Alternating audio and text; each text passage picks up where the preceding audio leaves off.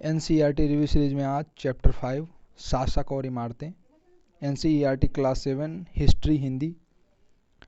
इस श्रृंखला में हम पिछले वीडियो में बात कर चुके हैं मुगल साम्राज्य के बारे में, उनकी वंशावली, प्रशासन पद्धति और तमाम सारी चीज़ों के बारे में हमने देखा।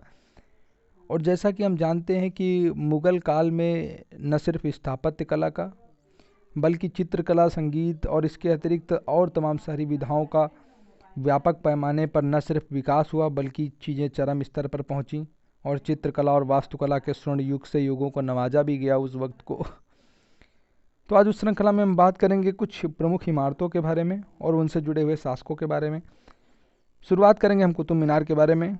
कुतुबुद्दीन ऐबक ने लगभग 1199 में इसका निर्माण किया। कुतुब मीनार 5 मंजिली इमारत है। अभिलेखों की पट्टियाँ इसके पहले छज्जे के नीचे हैं। इस इमारत की पहली मंजिल का निर्माण कुतुबुद्दीन ऐबक तथा शेष मंजिलों का निर्माण 1229 के आसपास इल्तुतमिश द्वारा करवाया गया। अर्थात कुतुबुद्दीन ऐबक ने निर्माण शुरू करवा दिया था कुतुब मीनार का, परंतु यह मीनार वो पूरी नहीं करवा पाया और इसके बाद में केवल पहली मंजिल यह बनवा पाया था। बाकी पूरी की पूरी जो कुतुब मीनार है वो उसका काम इल्तुतमिश ने पूरा करवाया। कई वर्षों में यह आंधी तूफान में इमारत भूकंप की वजह से क्षतिग्रस्त हुई। इसके बाद में अलाउद्दीन खलजी, मोहम्मद तुगलक, फिरोज शाह तुगलक तथा इब्राहिम लोदी ने इसकी मरम्मत करवाई। तो जैसे जैसे इमारत क्षतिग्रस्त होती रही उसके बाद में तमाम सारे तत्कालीन शासकों ने इसका पुनर्निर्माण करवाया। 7वीं और 10वीं शताब्दी के मध्य में वास्तुकार भवनों में और अधिक कमरे, दरवाजे और खिड़कियां बनाने लगे।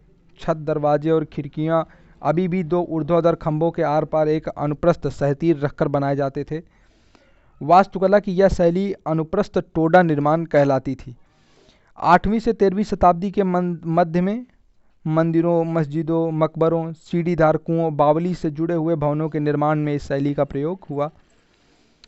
11वीं शताब्दी के प्रारंभ में मंदिर निर्माण की यदि हम बात करें तो शिव की स्तुति में बनाया गया कंदरिया का महादेव मंदिर का निर्माण चंदेल राजवंश के राजा धंगदेव द्वारा 999 में किया गया।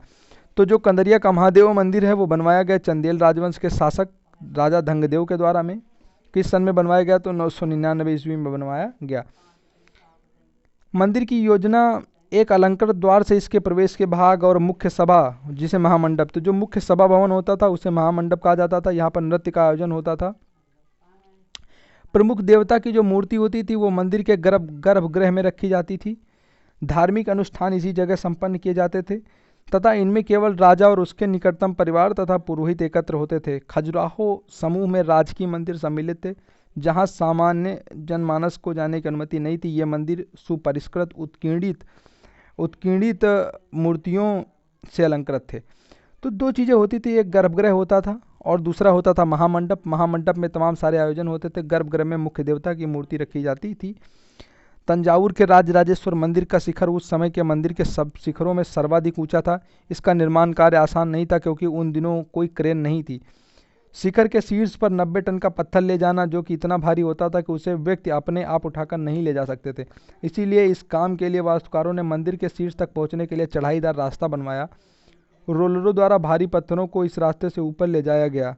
इस काम को करने के लिए 4 किलोमीटर से ज़्यादा लंबा पथ तैयार किया गया जिससे चढ़ाई बहुत खड़ी न हो, लेकिन मंदिर बन जाने के बाद इसे गिरा दिया गया। लेकिन उस क्षेत्र के लोगों ने मंदिर के निर्माण के अनुभव को काफ़ी लंबे समय तक याद रखा। आज भी मंदिर के पास में एक गांव को चारुपल्लम कहा जाता है जिसका अर्थ होता है चढ़ाईदार रास्ते का गांव। तो इस प्रकार से हम अनुमान लगा सकते हैं कि मंदिरों को किस प्रकार से बनाया जाता रहा होगा।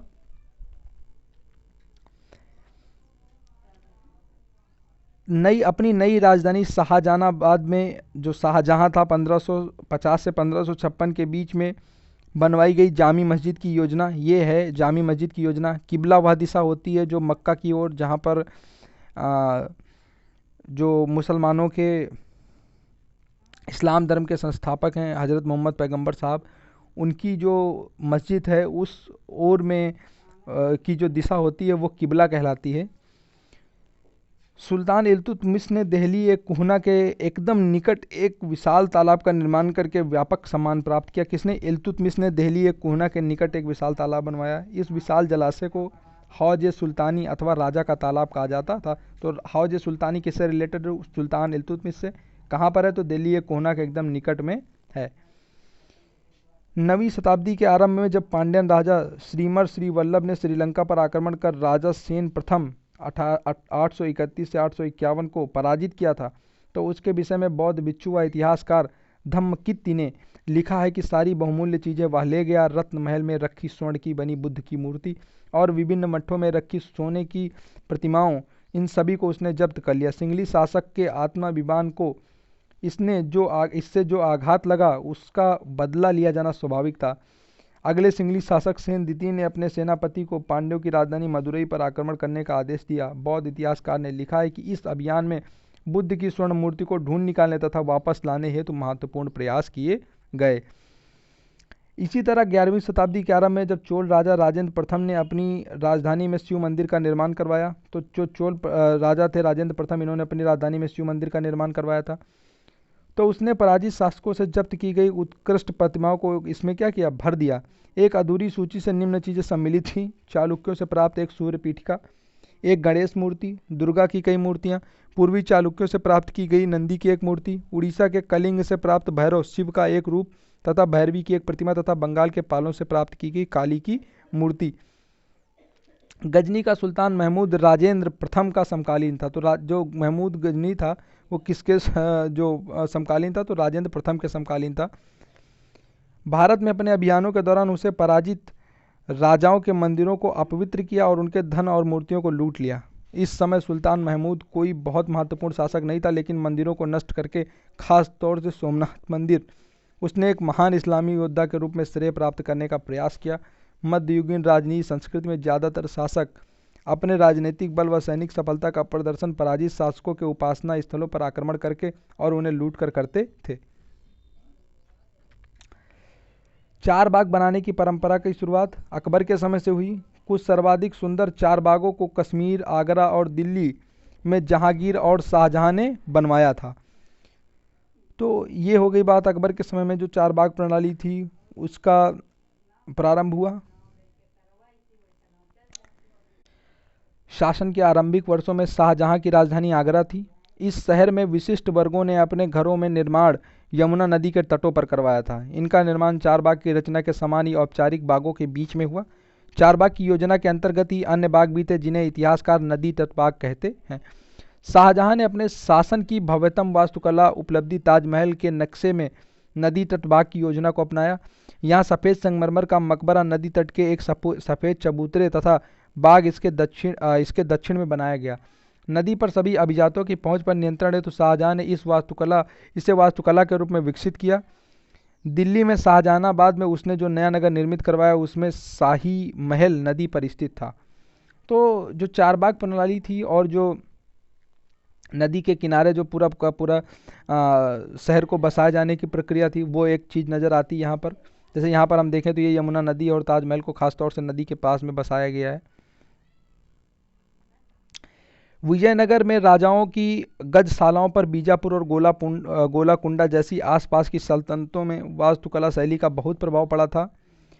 अध्याय 6 में हम देखेंगे भी। मथुरा के निकट स्थित वृंदावन में बने मंदिरों की वास्तुकलात्मक शैली फतेहपुर सीकरी के मुगल महलों से बहुत कुछ मिलती जुलती है। तो एक असर होना स्वाभाविक है, यदि कुछ अच्छी चीज़ें हो रही हैं तो उनका असर होना स्वाभाविक है।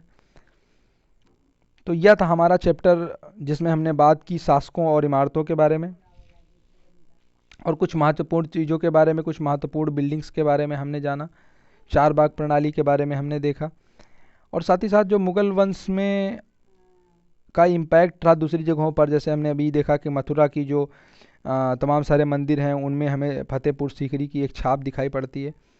इसके अलावा जो नदी तट बाग की प्रणाली है जो हमें ताजमहल में भी दिखाई देती है।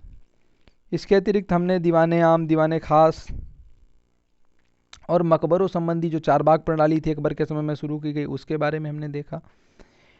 हमने देखा है कि एक चीज़ यहाँ पे ज़रूर मैं थोड़ा सा उसके बारे में प्रकाश डालना चाहूँगा कि जो मंदिरों को नष्ट करने की प्रक्रिया थी वो धर्म से ज़्यादा इस चीज़ से रिलेटेड थी कि वो चूँकि अपने आप को सर्वश्रेष्ठ सिद्ध करना चाहते थे, लोगों के बीच में एक पैठ बनाना चाहते थे, मस्तिष्क में एक भूमिका तैयार करना चाहते थे, इसलिए वो ऐसे कार्य करते थे। सुल्तान इल्तुतमिश ने दिल्ली कोना के निकट एक विशाल तालाब में एक महल बनवाया जो उसकी ख्याति के लिए काफ़ी हद तक प्रसिद्ध रहा। इसके अलावा हमने शाहजहानाबाद अर्थात शाहजहाँ की जो नई राजधानी थी उसके बारे में, जो नया बसाया गया शहर था उसके बारे में बात की। हमने बात की है यहाँ पर कुतुब मीनार के बारे में और तंजावुर के राजराजेश्वर मंदिर, साथ ही साथ एक और भव्य मंदिर कंदरिया का महादेव मंदिर जो चंदेल शासकों द्वारा बनवाया गया उसके बारे में हमने बात की।